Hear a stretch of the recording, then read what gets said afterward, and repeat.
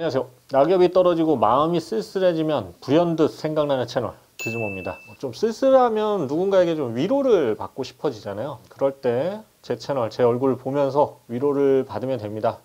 어때요? 좀 위로가 되죠? 힘들지만 잘 버티고 있어요. 자, 오늘은 필립스의 7.1.2 채널 사운드바 리뷰입니다. 제가 몇 년간 이제 사운드바 리뷰를 꾸준히 해왔기 때문에 올해 좀 그런 사운드바 리뷰를 결산하는 영상들을 좀 준비하고 있는데요. 기존에 삼성 사운드바, 원박스 사운드바 저렴한 거 보급형 중에 하나 추천을 해드렸고, 여러 가지를 준비하다가 그동안 이제 보스나 삼성, JBL, 데논 이런 사운드바를 리뷰를 했었는데 필립스 사운드바를 리뷰한 적이 없더라고요. 그래서 필립스 사운드바를 리뷰를 요청하다가 국내 쇼핑몰이죠, 펀샵에서 갑자기 이거 제공을 해주셨어요. 멋진 쇼핑몰이에요. 개인적으로는 뭐 쿠팡이나 아마존보다 위대하다고 생각을 합니다.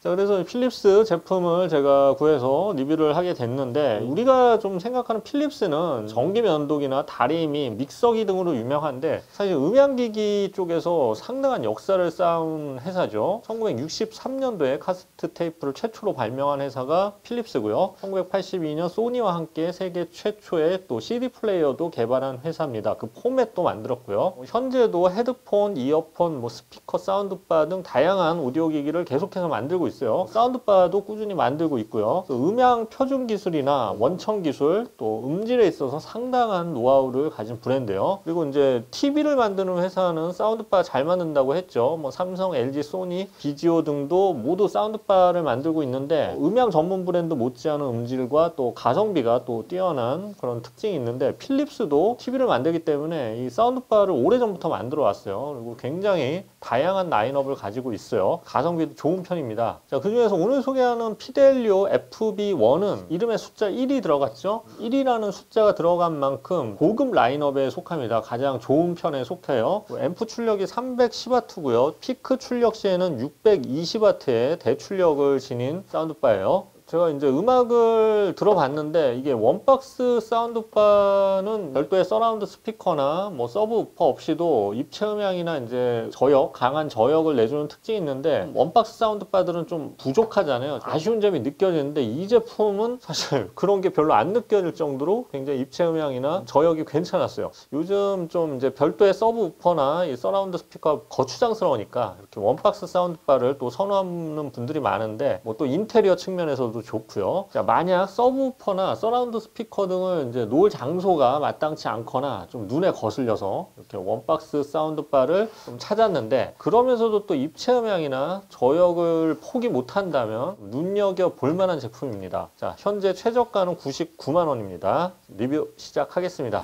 자, 디자인부터 볼게요. 사실 필립스 하면 디자인에 대해서 큰 기대를 하지 않는데요. 이 제품은 그래도 프레임에 가죽 느낌의 고급스러운 재질을 둘렀어요. 이제 실제 패키지 보니까 가죽을 사용했다는 인증서도 들어있었어요. 가죽을 이렇게 사용한 사운드바는 처음 보네요. 자, 위쪽과 옆쪽 그리고 아래쪽 그릴은 금속 재질 같아요. 이 그릴 안에는 총 15개의 유닛이 들어있습니다.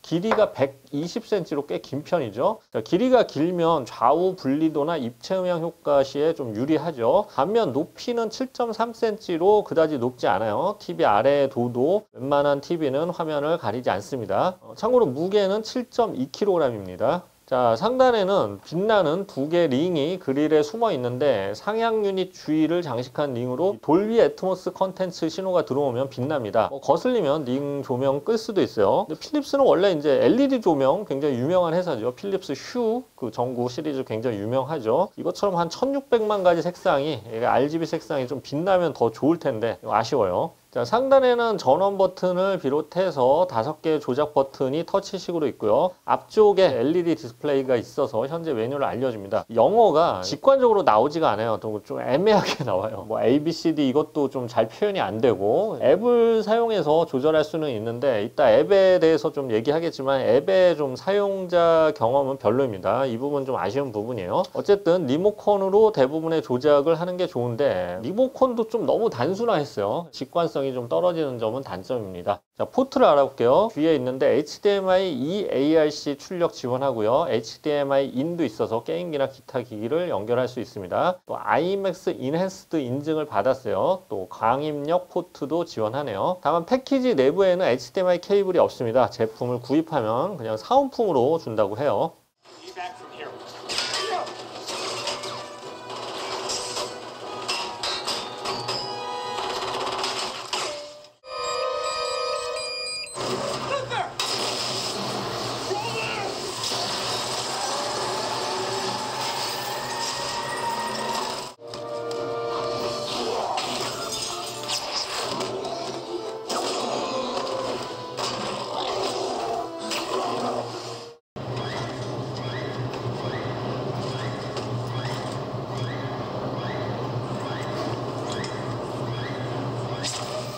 자, 기능은 뭐 그렇게 많지 않아서 바로 음질을 알아보겠습니다. 총 13개의 드라이버가 위치하고 있고 트위터가 있고요. 그리고 2개 우퍼가 내장돼 있어요. 우퍼는 이렇게 어디에 붙어 있는지 잘 보이진 않는데 어쨌든 총 15개의 유닛이 달려 있죠. 자, 상단에는 총 4개의 입체감을 위한 이 업파이어링 유닛이 있습니다. 이렇게 유닛이 많은 제품은 드라이버 튜닝을 굉장히 잘해야 됩니다. 안 그러면 대사가 안 들려요. 너무 막 시끄럽고. 근데 이 모델은 고음역과 중음역이 굉장히 깨끗하고 깔끔해요. 그래서 보통 유닛이 많은 사운드바 제가 많이 경험했어요. 혼란스럽고 유닛들이 서로 자기 주장만 하는 경우가 많은데 이 제품은 상당히 깔끔한 음질을 들려줍니다. 또 볼륨을 많이 높이지 않아도 아주 선명하게 음질을 들을 수 있고요. 특히 실효 볼륨이라고 할 수 있는 뭐 15에서 20 사이에서는 음의 선명도와 입체감이 아주 좋은 사운드바에 속합니다. 볼륨을 많이 높이지 않고 평소에 그냥 적은 볼륨으로 그러면서도 입체감이나 좀 저역을 느끼는 분들에게는 굉장히 추천드려요. 다만 이제 볼륨을 높이면 고역이 좀 쏘는 경향이 있어요. 이건 설정해서 볼륨을 좀 많이 높이 듣는 분들은 고역을 좀 줄여줘도 좋을 것 같습니다. 자, 입체 음향 효과를 알아볼게요. 이 고음역이 발달한 제품들은 대부분 입체감이 상승을 하는데요. 이 제품은 업파이어링, 즉 천장을 향한 유닛이 4개나 있죠. 그래서 원박스 사운드바지만 입체 음향 효과가 괜찮습니다. 업다운 입체 음향도 좋고요. 양 옆에 또 사이드에도 유닛이 있어서 좌우 입체 음향 효과도 괜찮아요. Is there something else you're searching for? I want the deeper watches I dive in.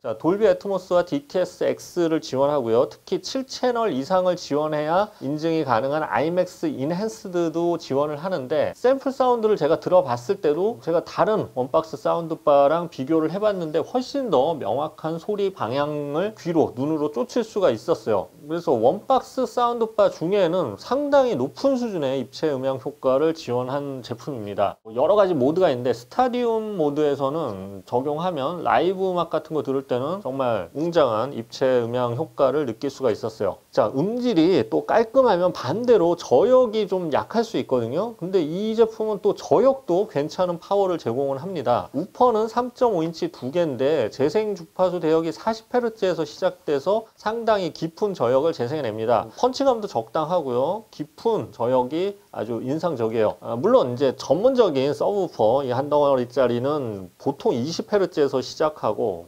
우퍼 사이즈도 10인치 아니면 12인치 뭐 이렇게 대형 우퍼 사이즈를 쓰는 경우가 많죠. 그래서 이런 별도 서브우퍼와는 비교하기는 힘들어요. 그런데 원박스 제품 치고는 중상급 이상의 저역을 들려준다는 거죠. 자, 물론 이제 필립스도 무선 서브우퍼랑 이 서라운드 스피커를 별매로 구입할 수가 있어요. 그러면 이제 더 뛰어난 입체 효과랑 저역을 느낄 수 있겠죠.